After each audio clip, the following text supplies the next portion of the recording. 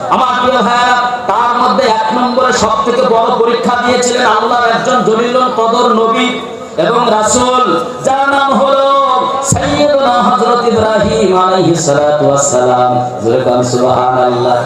আল্লাহ রাব্বুল আলামিন জানাচ্ছেন, ওয়া ইযিবতালা ইব্রাহিম রাব্বুহু বিকালিমাতিন ফাআতাম্মাহুন ক্বালা ইন্নী জাইলুকা লিন-নাসি ইমামা।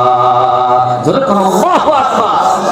আল্লাহ তাআলা বলেন, স্মরণ করো তোমার জাতির পিতা হযরত ইব্রাহিম আলাইহিস সালাতু ওয়াস সালামের কথা। আমি রব্বুল আলামিন একটা নয় দুইটা নয়, বড় বড় অনেক পরীক্ষা দিয়ে ইব্রাহিম নবীকে আমি পরীক্ষা করেছি। জোরে বলেন আল্লাহু আকবার। ফাতাম্মাহুম, ও গোলামেরা, এই যে সূরা বাকারা পড়ে একটু দেখো, তোমাদের জাতির পিতা হযরত ইব্রাহিম আলাইহিস সালাতু ওয়াস সালাম প্রত্যেকটা পরীক্ষায় শুধু পাস নয়, গোল্ডেন এ প্লাস নিয়ে পাস করেছে।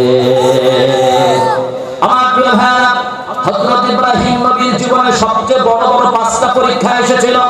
তার মধ্যে এক নম্বর পরীক্ষা হচ্ছে ইলকাহু ফিন্নার, তাকে অগ্নিকুণ্ডের মধ্যে নিক্ষেপ করা হয়েছিল, আগুনের ভিতরে ফেলে দেওয়া হয়েছিল। কি অপরাধ?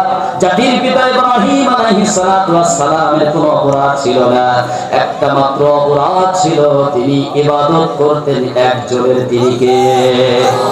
রব মানতেন, মালিক মানতেন, প্রভু মানতেন, আইনদাতা বিধানদাতা মানতেন একজনকে, তিনি কে?